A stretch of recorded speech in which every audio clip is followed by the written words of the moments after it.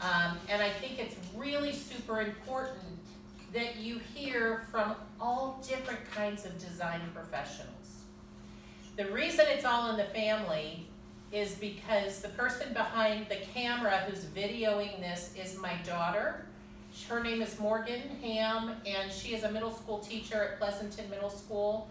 I am so incredibly proud of her. She's also a designer with Rooms of Hope, so she does a lot of designs, and she's here tonight doing the videoing of what my husband's going to be talking about tonight.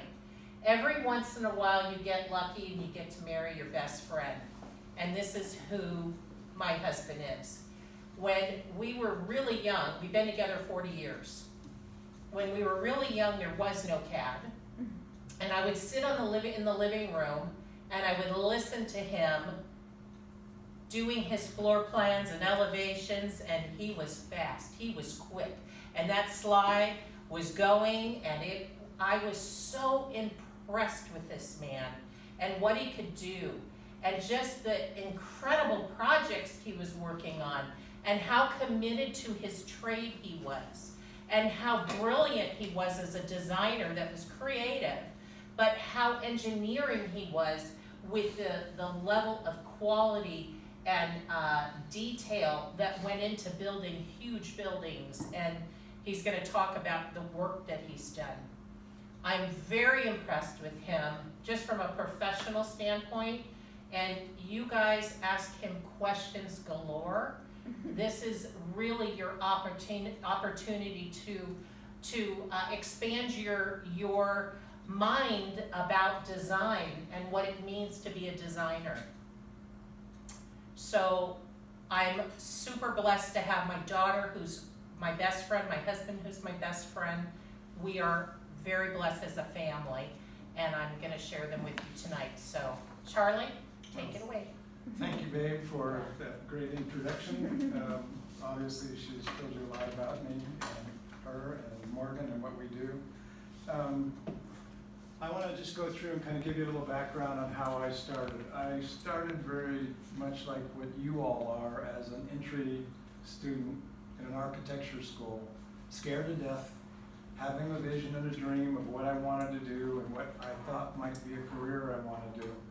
Stepped over the line, and I've never looked back in over 40 years. So I wanted to kind of go through items that are not related to what I saw tonight, which, by the way, I graduated from Cal Poly. We never once talked about fabrics. We never once talked about wallpaper. We never once talked about anything that I've seen today. And what you folks have put together is phenomenal, and I was really impressed. So that side of my life was left out, and I did a lot of the work that I was doing for the buildings, and then worked with designers and things like that. And then I married a designer, and for the last 40 years, she's pulled me out of the snow and dragged me along into now questioning whether I like a fabric, or do I like the right hue we have, or does this fit, and what about the light quality? And so even though I've been doing this for 40 years, it's exciting to have the opportunity to learn more and more. So I wanted you all to understand sort of design, people who are designers and everything. I have a list here, and then I have a bunch of examples. And then I also wanted you also to be aware, when you create what you create, it has to be a product that you can basically let your client know. You can let whoever you're going to do the construction with, or bids or whatever else know. And so what I did is, I'll tell you as you go on, there's a project in here that you all can be interested in, and you'll be excited to see what it is and how I handled it. So I'm just going to make it easier for me to kind of go through. Did you want me to pull up your PDF? Not yet. Well, I was going to read it here because the screen is so blurry, I can't necessarily get it. So as I said, I graduated from Cal Poly with a Bachelor of Science degree, and I'm a registered architect in the state of California. I spent, like I said, 4 years of doing this plus, and I love every minute that I do it. I worked in multiple firms. I started out with a firm initially, worked with them for 14 years. I wanted to be a partner of that firm, but I wasn't in a position where anybody was willing to sell any of their shares for me to be a partner. So I moved on to different firms in order to change what I wanted to do in the way of learning. And so, I started off working on a lot of different projects, and I've got some of them in here that I'm going to talk about.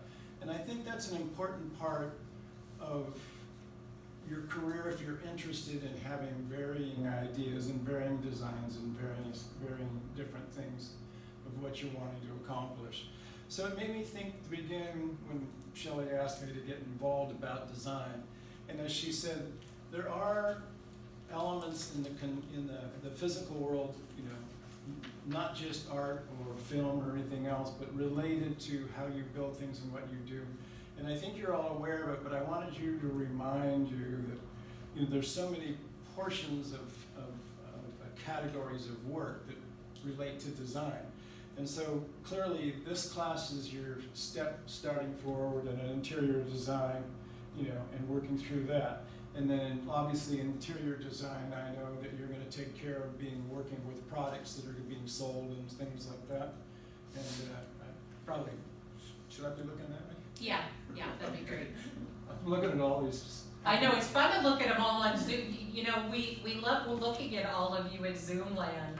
And I feel sorry for our people in person because they're here, so yeah, look at them. Well, and to that fact, when you see people and you're talking to people, when you see their faces and you understand they're getting your concept. So that's why I'm looking at all your faces. I'm pardoned that I'm excluding you, but I'm going to go back and forth and do my best here anyway.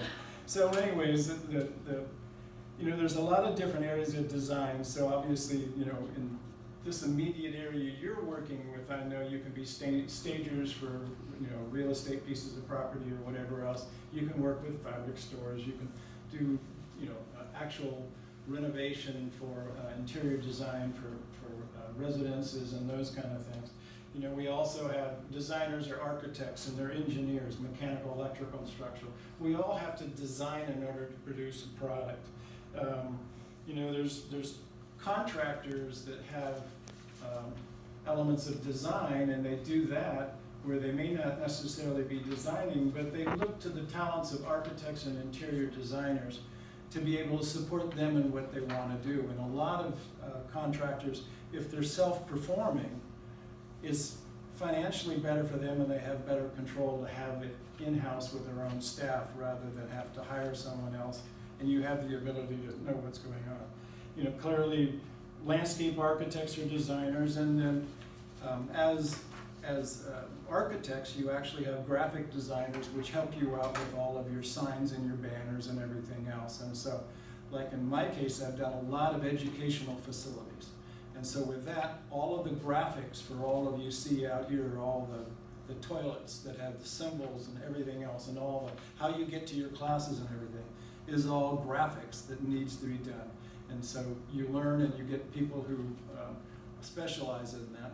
I've had a couple of projects I've gone after that relate to Title 24 and ADA projects, where I've actually hired a graphic designer who specializes in those areas, and they bring a wealth of knowledge that I don't know, because in a lot of different applications, different schools, different places, they've had the inflow of new information that allows you to be creative to see other options rather than being just the typical what the state architect expects, the contrast in color, the toilet rooms have to be triangles or circles or whatever else it happens to be. So I wanted to kind of stretch it out so you had a better chance of understanding, and that's something I didn't learn until I actually started getting out and doing things where nobody ever told me what was kind of happening. So at Cal Poly, when I went through it, we all focused on designing buildings, how buildings are going to be. But the application of how you go about moving out and then finding new work, or starting your own company, or moving up the chain of how you're working with different people and such, was the discussion was a half an hour at a sort of well, here's how you do it. and nothing in depth until you go out and go do it. So I wanted to basically say, you know, if we look at categories, in our particular firm, I work for a firm called LCA Architects and out of Walnut Creek, and I absolutely love what I do every day with the right people and everything is that. And for design and what we're doing, and all of these designs that we do have interior design related to them. And so we kind of broke our firm up into various different categories, and it allows you to understand there's different areas that you can function in and work. So, you know, we kind of worked in a situation where we have, you know, residential, and clearly that's single family. We do a lot of custom home estates, which I think I have some pictures you can see. You guys will all enjoy seeing kind of what an architect starts off with. And then in our particular case, we have interior designers that come back and they do the things that make it look other than just a physical building with nothing in it and how it turns out. So I'm hoping that'll be exciting. We're presently moving into multifamily buildings, you know, condominiums, senior housing, hospitality. And then another really good area is commercial. As you all know, you see everything around here is growing up right away, and it's fast, and there's colors on the outside, and you know, you see, if you're out looking for a house, you see a lot of different designs that are being done by the builders and everything. So in commercial, you've got residential and offices and industrial. And I have an interesting project I'm working on right now. I have a shopping center that has lived its life. My task is to remove Macy's, Sears, Mervyn's, the whole mall, make it all go away, leave a strip of 24-hour fitness and a Smart and Final and office area in the end, and then outside of that, we're taking the whole area that the mall used to be and we're gonna make it into 700 multifamily unit apartment complexes with villages and ideas and things that are happening. And all of that is in a fast-moving pace right now where I'm working through the drawings and getting those things done. And that's a spot, obviously, leading into interior design, where all of those will be with sample areas you can get into, and they'll put it together in an apartment complex. They'll hire a design firm or a designer to come in and make everything looks perfect so that they have the ability to have it function right. And you've all been in apartment complexes where when you looked at it or whatever else it happens to be.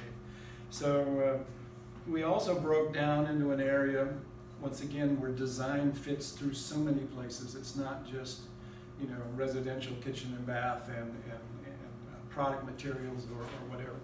Is going into industrial, like we're also religion, education. I've done a firehouse at the airport in San Francisco where all the jets go by, and when they have a problem, the fire engine doors open up and these big pumpers go running out. And we had to take care of making sure all the firemen were happy, and they're very, very hard on a building because they all come in, they're all doing what they're doing, and so the finishes and everything else in there had to be durable and be able to take the abuse that you have from people who've been fighting fires and come in and do what they need to do. And so, you know, we go on to do public work, medical, and those kind of things. And so, what I'm trying to say is getting your general education, which you're getting here, which I want to say is amazing, and then being able to take that and build on it and move your way through.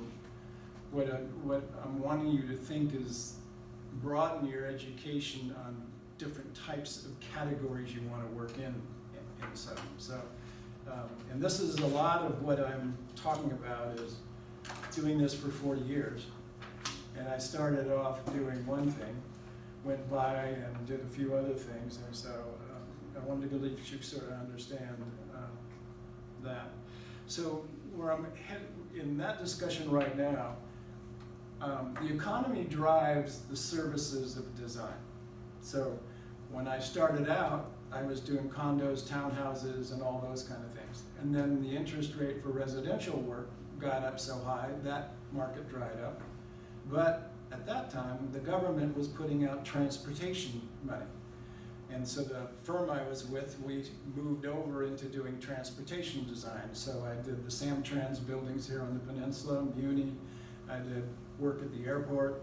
And what it was is a way for when you're working to understand you can't just do one thing, because when that dries up, you've got to be ready to be able to spring into something else. And the idea is we're all constantly learning. So the more you're able to branch out and do different parts and pieces, the more you're interested, the more as an employer you're valuable, because you have more things you can do. And I think for myself, I kind of like, you know, Shelley tells me, I absorb knowledge all the time. I'm always just like sucking it in, and it doesn't even make any difference. It's not even necessarily architecture, it's just my brain works. She's unfortunately got to live with it, but it's like it's a hard drive that's constantly pulling data that needs to be filtered. Now, I may not answer why I didn't close the door, but you know, we can talk about that later. So, then I wanted to talk also about, I'm aware, and she rightly informed me right away as to what in the design profession of what you're working with, what you can do. And I think your book that you have that I looked through, which by the way, I've seen a lot of design books, and I think your college textbook is phenomenal. I wish I had that when I went through, because it is such a broad sampling of what it is to be a professional. And it's not focused in one little area. It's that you start through everything that, you know, client work and client profiles and how you do it and how you build it. And then when I've thumbed through it and I got to the back where, oh, you're actually going to learn how to do floor plans. You're going to learn how to put your drawings and the things you want into a contextual arrangement that you can show your client. Client can approve it. You can send, if you do a good job on what you're wanting to do, to various different contractors. They can give you a preliminary bid, and then you can then know where you are dollar-wise, and then you can submit it and build it in. And I know I'm intense, and for you not expecting this today, it's I'm sure difficult to comprehend, but I hope you appreciate the thought I have on learning from the experience I went through, that you will be fast-tracking a little easier, that somebody said something and you didn't wait 15 years to find out that there was 10 years of things you needed to learn. So I want to open that up that way. So, okay. And then we in the architecture profession have the same sort of scenario that you have in the interior design. And I went through your book and I saw that you have, you know, an item where you talk about, like we did today, you have your programming stage, which with the client profile. And so, and then you move your way through. You know, I do the same thing. I interview the client, I find out what their needs assessment is, I write what I call a program, and then I narrate it, get it put together, and then I meet with the client and we go through it. And then that's the beginning as a programming stage. And then from that element, we go into what I call a schematic design phase, which we used to call that the bubble diagram. That's where you took all the program ideas, which, like you have tonight, you have your simple dining room and you have your living room arrangement. But if you're going to design and work over a whole great big piece, you have to know the adjacencies of what goes with what. And so it was kind of a fun example, and I think I saw one in your book, where you just draw a circle, you put up what the use is, and then you draw an arrow to what the adjacency is and how it works and who moves from one space to another space. Clearly. Space planning is, Space here planning. at Las Positas, we do a lot of bubble diagrams. I saw that. And, I saw that. And so, and then the schematic design is basically just a rough concept. And then what we call it is design development is where you take it in a further degree of what you want. You might end up being where you have furniture in here, but you haven't really specified it. You really haven't said what it is. You come up and you make, let's say you're doing a kitchen design, you come up with a kitchen, and you come up with everything you want for cabinets and counters and types of, cabinetry. It's all generic in a sense, you know what it is, but then when you move on to the next phase, you take it a level, which is what we talk about as being construction documents. And that's really sort of the detailed part of where things that are just general in nature really need to be set in stone. And so I've done a lot of cabinetry work where you end up having to have the contractor know exactly what you want. And there's a group called, there's a cabinetry, it's the Wood Institute. Every single cabinet has a number, whether it's a single door, double door, whatever it happens to be, and you can put it on your drawings and go through that. So it's a good way to move through the progression, and then obviously once you've got that taken care of, you can go into the bidding phase where you get a price in order to do it, and then that, you have the price, you know it's okay, and if it's major and you're having to get a permit for it, then you can submit those set of documents in to the building department. They'll look at it to see that it's built correctly and everything right, and then you can go ahead and build it. So I think that's moving down. Oh, and the last part is, which we all do, and it's the closeout process where you basically finish the project up. And you don't think that's really an important part, but having been doing this for quite some time, it's something that you need to take the time, and that's when you archive your drawings and the things you have and the contracts and whatever else you have. And if you're in the process of having to manage money and those things, you save that. And the reason I'm saying it's important is because a lot of design professionals after the fact have been sued. And if you have good documentation about your meeting notes, what you've done and how you did it and what it cost and everything else, and somebody decides to take you to court, when you take basically your project folder and you present it in court, you have a really good chance that you're not going to have a problem, because you can show that you had a professional level in what you did. And I've never been sued, but I've always been worried about being sued. So it's something nobody told me about that, but I learned it sort of along the line. So I wanted to maybe kind of give you an idea that that's part of what's there too. So let me see where.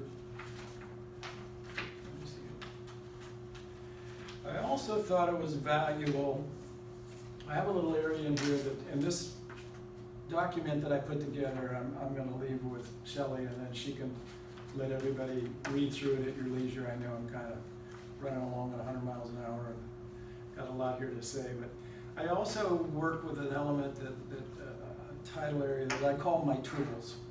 And so there are some little things that I picked up along the line that I thought might be interesting to let you guys know on some of my secrets to make your life easier. And one of them is something that I think I have a picture of it, but as you're designing and doing what you're doing, I found a little book like this at Ace Hardware that is called Pocket Reference.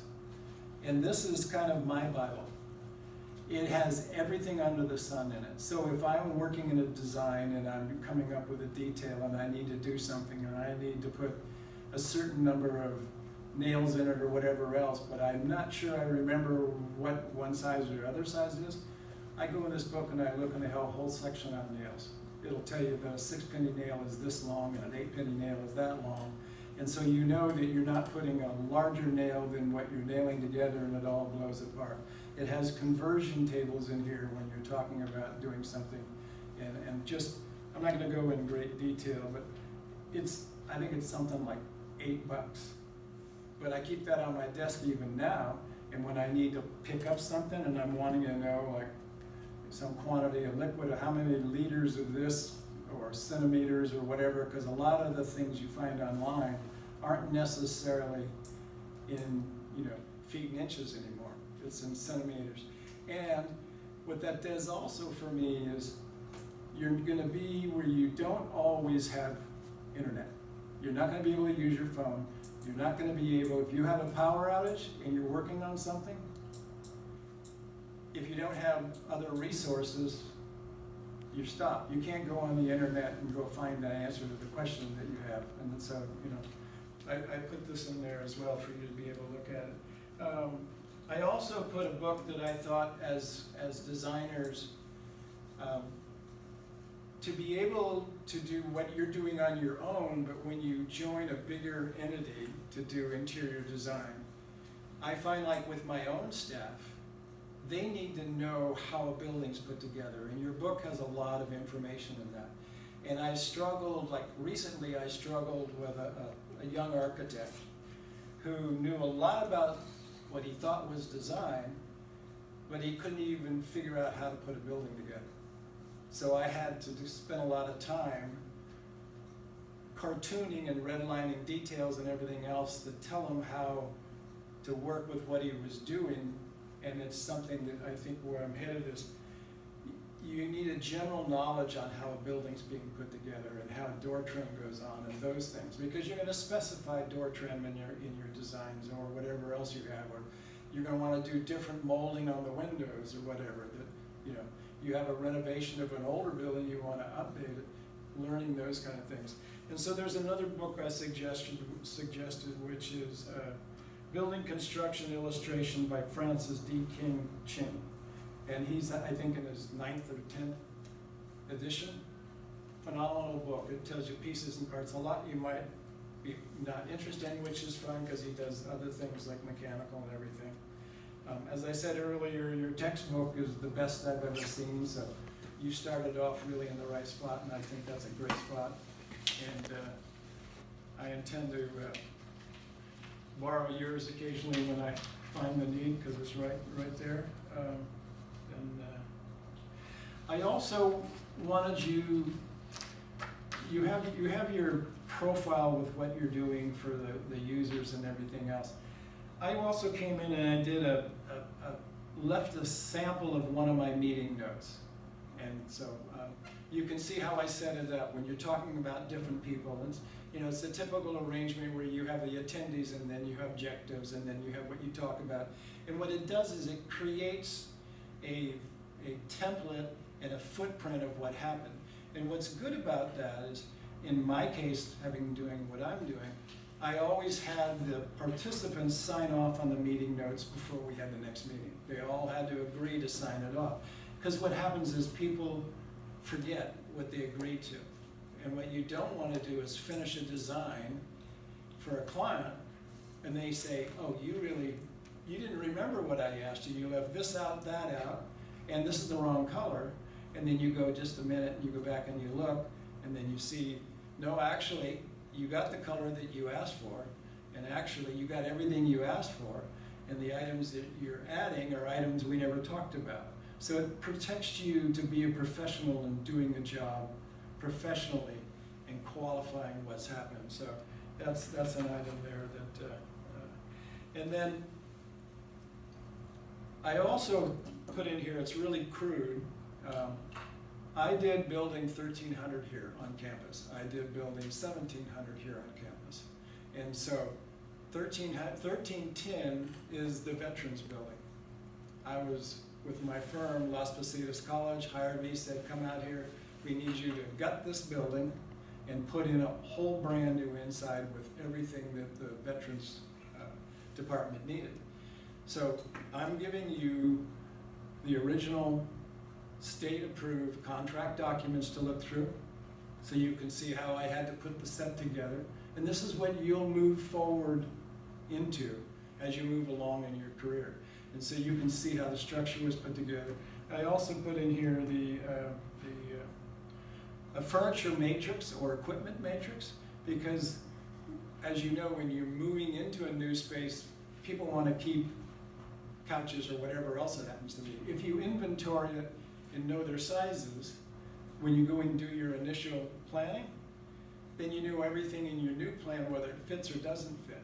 Related to equipment, you know whether it's plug-in or not plug-in or whatever else. And so it's probably way more than you need to know right now, but I may not come back and teach this again. And so I thought that would be good for you. And then in here as well, maybe you want to bring up the presentation, Shell, and then I can kind of give you an idea with some of the things that we were talking about. You can get through pretty much most of the narrative, I think. Yeah, if you go by that, so just, we can scroll down. So this, as I said, is what I'm coming off of here, because that's a little difficult to read at times. And if you move on, then we'll move on to some of the. That's the area on tools, that's the book I talked about. That's the book that you don't have to go looking it up. There's a picture of it. There's a set of meeting notes for Building 1300 where I kind of went through what we were doing and objectives and what happened and everything else. And so this is that furniture new matrix. I did a similar one of these. I remodeled Building 1400 at Chabot College, which was a major automotive center where we had car bays, we had engines building, we had welding, we had computer-aided design and everything. And I built a chart like this, and then every single piece of equipment in the building was numbered and had all of its requirements, its size and everything. And then as I took the building and I gutted it while it was being occupied, and I moved the welding department from one side of the building to the other and everything else, it was a really great, valuable tool in order to work my way through it. So, go ahead, Shelley.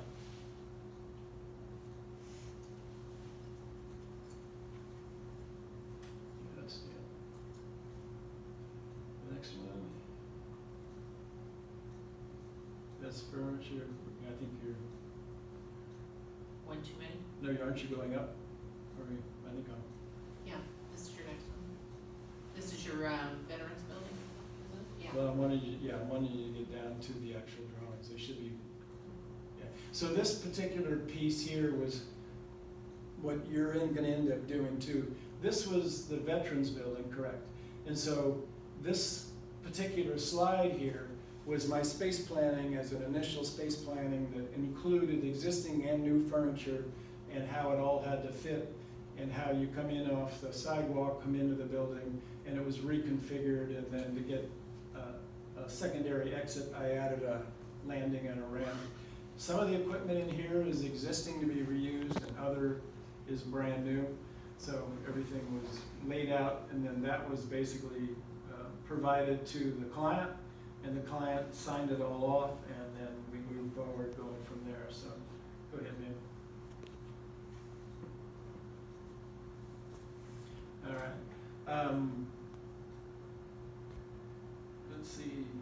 Oh, then that piece here, if you, why don't you go down to the pictures and I'll just talk. I gave you, this is an example of one of our projects at LCA where we have the fun part of designing a building and then being able to come back and pick out all the furniture, the fabrics and everything else and doing the whole part. So this was a pavilion at the beach where you can see everything came together. And so when I joined this firm, this picture and many more were on a 55-inch screen TV in the front lobby, and I knew exactly where I wanted to work. So this was one of those that we went through.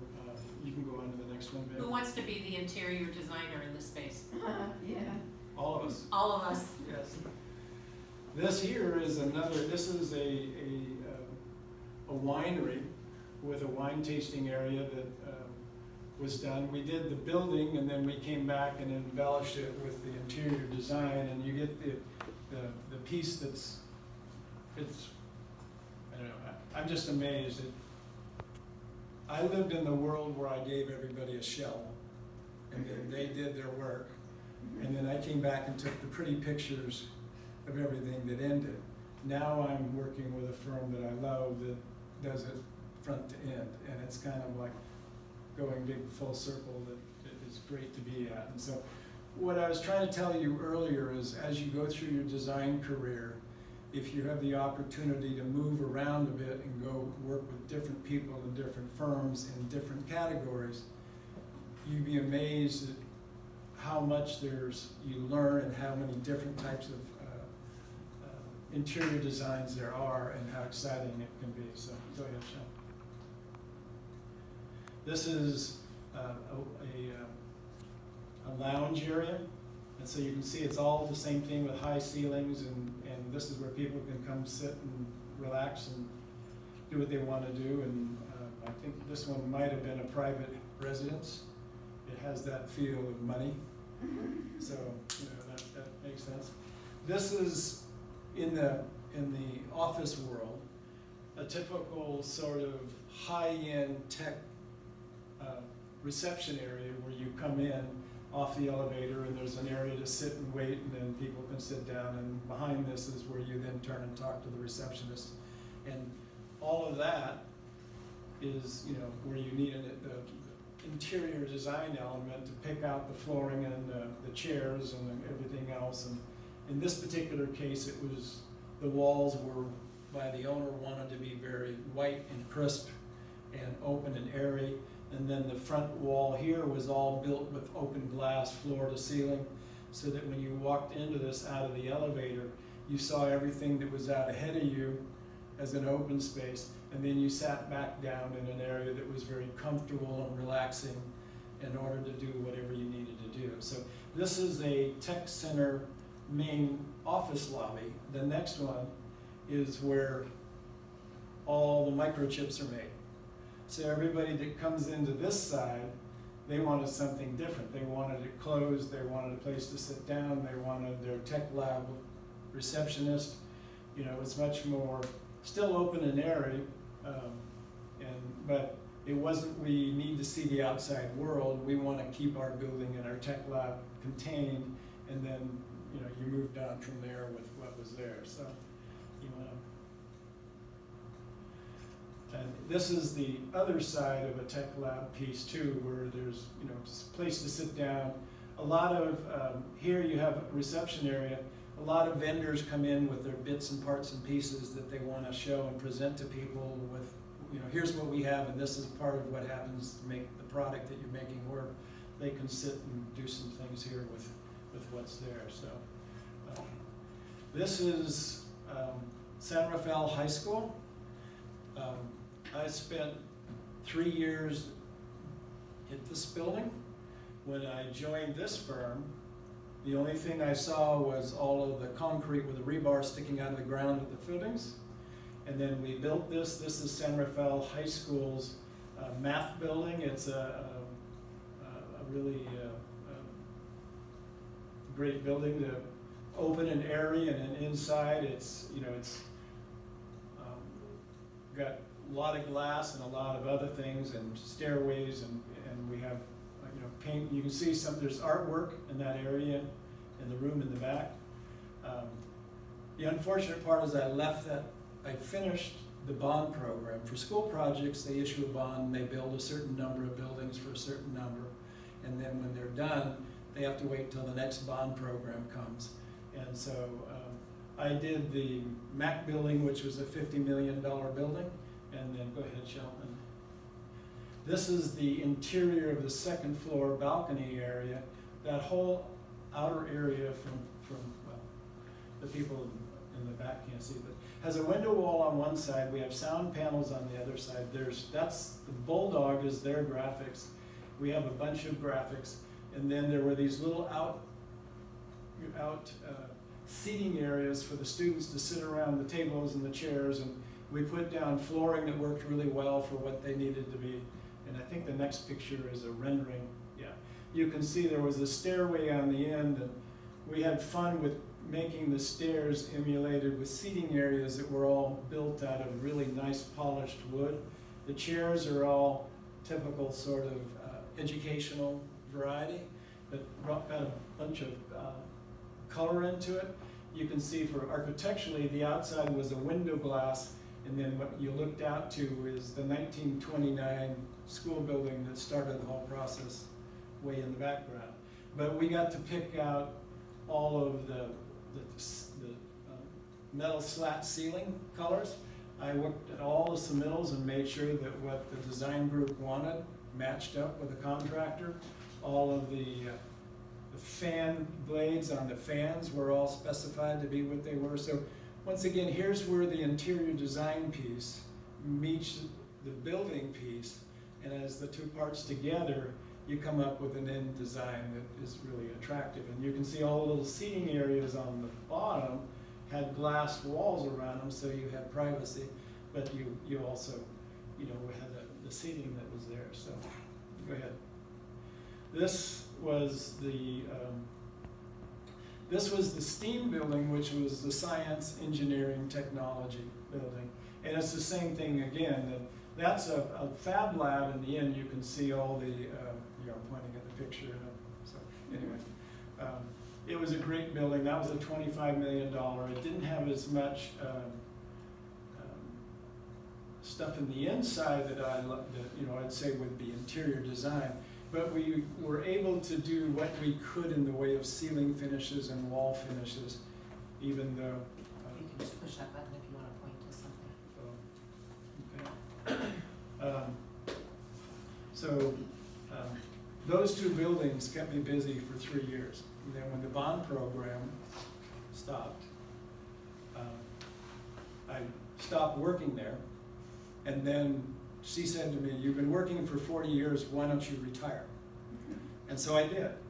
I retired, I played with my hot rod, and I did the things I wanted and gardened.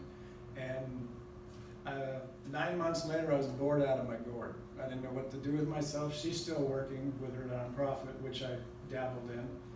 And then I said, "I gotta go back to work." And she said, "Yes, you gotta go back to work." So I was lucky enough to join LCA Architects out of Walnut Creek. And the pictures that I showed you earlier were out in front. And I interviewed with them. I've been there a little over a year, and I'm really enjoying it. So it's a great place. They think like I do. We do fantastic work, and there's a whole other side of architecture with interior design blending in, which I haven't experienced. So every time we do something new, I get excited to be part of the process to see what we're doing. So then let's see. She asked me the last thing when I was kind of doing my edit last night on what I was going to talk about, to make a comment about 3 highlights of my career. And it's a good spot to think about, to remember what your efforts and your time have been in and what was a highlight for you. And so I started off with this project, which was a vision from a Catholic priest telling my boss, who is Catholic, God told him to make his church look like the symbol of the Christian sign of a fish. So we started off and designed it, having gone through Cal Poly and manually drafted it and everything. All of the working drawings and everything on that building was done by pencil and vellum. To this day, I was so excited about, CAD had just started when I built that building. I drew my drawing, the elliptical part, on a piece of vellum. The structural engineer sent me his drawing out of CAD. I went to our office window, I put his drawing on the back, and I put my drawing over the top, and they matched up, which made me think, I'm doing what I should be doing, and it's the right thing I should be doing. And so this was extremely exciting, and one of the greatest accomplishments I made early on in my career. Another one, you want to go to the next one, babe? And that church is in San Jose, right? Yeah. Church of the Resurrection in Santa Clara. This was an interesting project. I had moved to another firm where we were doing educational. And so this is the Don Reggio School in Stockton. It originally was a big parcel that was for a home builder who had Clydesdales, and he sold the property to the school district, and then they renovated and built this complex. I was invited to a presentation for dedication of the building. We built this whole process going through the state architecture system, which has its own structural engineers to check everybody's work out, so it's kind of a belt and suspenders of protection. You do your design and you give it to them, and then they tell you what they think is addition. But I took my wife and my kids to this presentation, and when I left, there was an 8-year-old little boy who came running down underneath the breezeway and just yelled out, "Mr. Architect, Mr. Architect," and I stopped and I turned around, and I didn't design this building, but I got it through the construction stage. And he was so excited, he said, "Mr. Architect, I hated school until you built this. And now that you built it, I can't wait to get up in the morning, get dressed, and if I can eat my breakfast on the road, riding my bike, I'm going to school." So the reason I'm making that comment is, as you work and you see how your efforts affect different people, you will be surprised on how some people, for them it changed their whole world. And the space that you've created gave them space to be creative, to do their passion, and do what they wanted to do. So I think that's pretty much it. If you want to move down a little bit. So this is my veterans building concept. And I don't know how much time you have there. You're good. Okay. You want to, so in the process of putting something together, if you create a project, you're going to want to have it be graphically comfortable to what you're doing. And I saw in your book a lot of different areas where you're already well on your way with doing space plans like you did today, and then you're moving on. So if you want to just kind of click down a little bit, or so clearly, and I'm going to be running through them pretty quick. If you're intending to do something other than, something that needs to go somewhere for approval, you have to come up with a site plan to say where it is, and so you will learn along the line how to put the building in the spot where it is and how to say how far away it is from the property else. This particular drawing happened to be, I had to show the state of California that I could get through my facility on a wheelchair, and it met the code. So this was a code. You guys won't do this unless you have to have that. So go ahead, next one. And this is building 1300 here at Las Positas It's College. right around the corner.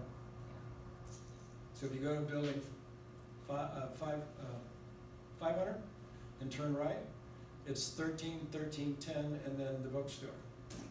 So stick your head in the window and look and see what happened. So go ahead. So I started off much like what you're going to do. I took the existing space, and you have to do a demo plan to say what do you want to keep, not keep, and everything else. And so in this, I had keynotes saying you need to take this off, take that off, whatever it happened to be. They had a program where they had spaces that windows were in the wrong spot, doors were in the wrong spot. And so this keynote over here, and then graphically everything dashed showed you take a door out and whatever else it happened to be. And then some just general drawing notes at the top, and kind of helping you get to the point that when you give it to a contractor, they know exactly what your intent is. You're not having to write them a note or put it in a narrative. They're used to working with plans. And so this was provided to you to give you an idea of how a full set of working drawings is put together for a very small, local project here on campus. Go ahead, man. This is what it turned out to, what you'll see now. It was basically two separate spaces that became one total space with new doors and the double doors going between. And you had a lounge for all of the veterans to come in and relax, and then you had other support spaces. And then you kind of had storage and office and other things and a waiting room, so that people coming in, they could wait to be able to do what they needed to do and go into the lounge. And then, as I said, I had to, based on code issues, I had to put an exit. I had enough people that I had to have a secondary exit, and so I added a door on the side of the building between the windows to a landing, and off it went. So go ahead. So what was this? This was, I don't know, whatever the name. Building 1300. Yeah. So you're not going to be involved with this, but I had to take the outside of the building and change it and fill windows in and do everything different, so we can move on quickly. Sometimes we're involved in this. Yeah. And then you can see the interior elevations for us as architects, we had to tell them. You can see down at the bottom there's cabinetry on the elevations. It is that keynote number 12 or whatever. So on the elevations, you're saying what's being moved and what's being put in, and I don't think you've gotten to that yet, right? No. Yeah, okay. And so each one of the rooms is narrated by a wall elevation, and so you tell them where this is very, I would say, as bland as you can get. It's more needing to have it function, and I wasn't allowed to do anything other than paint it. And this is a reflected ceiling plan where I gutted the original, one that was there, and I came back in and put a new T-bar ceiling and changed the lights around and did whatever else needed to be done to have it function right, with keynotes to tell them what to do and what's happening. So, you want to go, that's the new one. The other one was, and then in my case with the state of California, every one of these details are certified by the state architect as being acceptable. So there was no creativity on my part because that's what the code has. You guys get to have fun where you're not being told you have to use a certain finish or a certain wallpaper, but it's all part of understanding the process and what happens. Go ahead. Depending on the application, Right. yeah. Go ahead. Yeah, thanks. And then here's where you get in, which as you will change things around and you'll have an owner that'll tell you, I want to be able to open up my living room between my kitchen, but I don't want a full open area. I just want a large open area that you'll build in new openings, and these are door details and things like that. And I know I'm getting sort of heavy into the final, but I just wanted you to be able to see, and you can choose to pick what you want. Here's where the graphics for the sign comes in, state work and other things. Everything is defined. You can pick the colors and the letters and the size of the item, but you don't get farther than that because that's according to the California Business Code, Building Code, what needs to be. This is critical, I think, where you'll get is where you can see. That's how I filled in existing openings. And in residential design, you'll have doors and windows that need to be filled in. And there's the detail on how you fill it and frame it and what you need to do and how you plywood it. And the same thing, the other window. And here's where I added a new door, a new window. And that's a double door, that one that went from one space to the other. And that's simple, but if you know it and you're able to draw it, and then you have it in your drawings, then what you're telling the contractor is, I know what I'm doing and I know what to expect. You're not getting them to tell you, and then you have to basically, you want to be the designer, not having it become, there's a term called design build, which is you take it to the schematic stage or whatever, and then you give it to a contractor and they give you a price based on a bunch of particulars, and then they're going to build it. And when you end up with that, you end up where your understanding and their understanding can be different if it's not narrated right. So I'm not sure that you need to go much through anymore. This goes into mechanical, electrical, and structural. We do door schedules and finish schedules as you go through your career here at Las Positas College taking classes. Coming back to this one, we did I think it was last week's chapter, I talked about how important is it for you as designers to know when you look at someone and say, oh, there's one door there, and now you as my client want 3 doors, that's no big deal. I'll just have my contractor push some openings there, and it's not a big deal. Well, it is a big deal. If you as a designer understand how a wall is framed, then you're going to know to go from 1 door to 3 doors means restructuring the entire wall and putting headers in, and you're taking the sheetrock off, and it's major demolition, construction, the whole shebang. Can you do it? Yes, probably, but it's not a little deal. To widen a window means you have to put a header in. It's easier to make a window narrower, but it's harder to make it wider. So that's what you were talking about here, is understanding the importance of what a wall looks like, the construction, and as interior designers, we're not doing just pretty, beautiful things. We have to understand the construction behind the pretty things that we're specking. We're more well-rounded. Well, and she's right, when you have somebody say, oh, punch a hole in here, I want 3 openings. You have to remember that all of the electrical outlets that are on that wall are all daisy-chained from the first one to the second one to the third one to the fourth one. And now that you're gonna put new openings in, all that electrical can't function. You put a doorway where all the wire goes. So, you know, as you start to understand how buildings are constructed, you'll realize when you say to a client, well, yes, that's fine, but you understand you have to structurally do it. You have to change all the light, whatever, however it's wired, wire it, and those things. And it just helps you become more knowledgeable. And when you put it together, it also helps you define the scope that you should be charging when you get your work done. So you know, oh, I have to have an electrical engineer rewire this because it's not going to be there. So I've been where you all are, where I get so much information that I just blank out.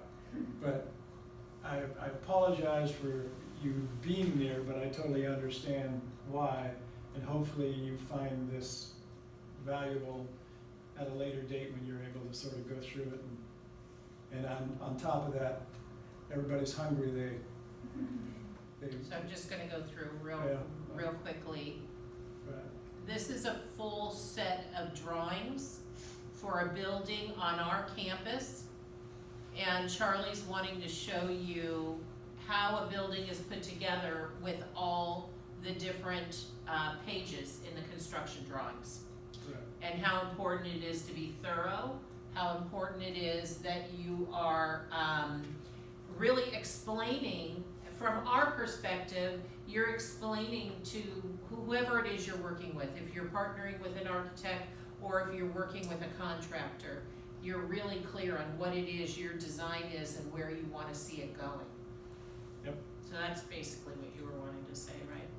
You knew it. Okay. Well, I want to thank everybody for sitting through this, and I enjoyed. She said to me once, not too long ago, why don't you go be a teacher? And I said, I don't want to be a teacher. I can't be a teacher. And I'm married to a teacher, and 2 of our daughters are teachers. So I said, you know what? I'll step off the ledge and I'll give it a try and see how it works. And I've had a lot of fun. And then I started off by being really impressed with this. Las Positas College is doing with their design program.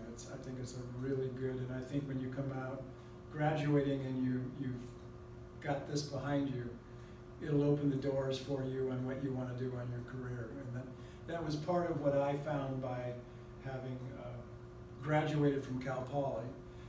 Cal Poly was very much involved with knowing how you build a building and design. And it wasn't just all about design. And I was able to be hired right away because I understood how a building went together. And that was the sort of the driving piece of what I started, and then wanted to give you tools and examples of buildings that are exciting and that have been put together with an interior design effort. So, awesome. Okay, thank you. So thank you. Thank you very much. Questions? I want to open it up to questions. Yeah, I have a question. Hi, my name is Jessica. How do you balance aesthetics with functionality? I find that this balance is very difficult between my husband and I because I want things to be beautiful and we want things to function. And so we're always butting heads when it comes to function versus design. I guess having, married to a designer and being an architect, you basically sit down, you talk about what is important, how you do it, and we both listen to each other respectfully, and then we work our way through to find a happy meeting ground, right? Yeah. So. Yeah. And you're really, Jessica, you are really taking the best strengths of each of you Yes. and blending them together. Both designers, so in your husband's case, Jessica, who is in carpentry, correct? Yeah, that's right. Mhm. Yeah. You're taking, because he's a designer too, Right. right? I mean, he is. Yes. So as designers, we all have to think about form and function. Function is as important as form, and form is as important as function. So balancing that, I mean, you can answer that question, but we need both. We can't do Yeah. it without both. Well, I think what you both are seeing is the project's a failure if only one side of that discussion happens. So if you just have to work it through, and it gets, believe me, it gets easier the more you learn going through the process. In our case, I've done more often than not, I'll make a comment about something and step over the line into being a designer, and then I'll say, well, never mind. You're the designer, I shouldn't be saying anything. And then she'll say, well, no, actually, you have something I hadn't thought about, and I'm listening to your comments, and what you thought really is a good comment. And then we work from there, so. Collaboration is really an important part of design. When you collaborate, you're going to have a better product usually. That's why so many designers hire assistant designers, because they want to push down so that they can do the things they love. But the good designers who have assistants are relying on their assistants to help build up their design. Right. And that's what I do for all the designers that work at Rooms of Hope. We're collaborating, we're making the design a better thing. And that was evident to me this morning. I have a wonderful person that joined the firm who's helping me out as a project architect, and I'm a senior architect project manager. So I'm right underneath the principal of the firm. And I had given her some things that I thought that I wanted her to do, and I had given her some sketches. And I said to her, Cindy, if you have an alternate idea or something else you want to let me know, I'm open. It has to be a two-way flow. And I think being able to do that, what I saw was a interest on her part to be part of the collaborative. And then she came back with a few things that I wasn't even aware of because I didn't have the time, and asked me to look at what was happening. So we actually ended up with a better situation with her having the direction to do something and then being allowed to step outside of that bubble and add constructive or elements that helped us out. So I told her to move forward with what she recommended, and it's moving into the design process. So like Shelley said, it's a nice collaborative element to have. So. Usually in a project like this, like a big project where you're designing a building in a college or anything, so are multiple architects involved, or is it like a single person doing it, like more like an assistant, or is it like a multiple people team? Most of the time there's one architect. He'll have, or she will have, junior architects helping them putting it together. So there's the vision of what's there and managing the project. And then, depending if they're in a position where they're able to do the interior design. Some of our projects we don't do the interior design because it's a spec office building or something, and so, or multi-family housing, apartment housing. We give them the functional space on everything, and then they have, like I said, their in-house designers that work on it. But it's a lot of times, generally the managing architect in a larger firm can't do it all. He has to manage the process and do that. So I have a Concord Pavilion. We're doing some renovation pieces too, and I'm managing it, and I have 3 other architects that are working with taking care of pieces and parts to make it all work for a needs assessment for the client that outlines the direction of where they're going to proceed. So Does it all architects depends. usually deal with permits, like the city permits or anything, or is it like someone else? Yes, yeah. So most everything in public work needs a permit. You can, I think, residential is where you can do things in minor nature without a permit. You do need a permit, as far as I know, if you're gonna do something that changes the structure. If you're not changing the structure, you can go ahead and build it. So, am I correct?